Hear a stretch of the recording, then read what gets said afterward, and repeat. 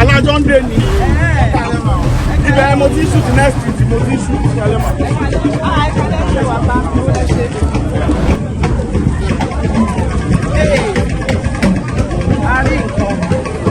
Aya Jagun Jagun dé o.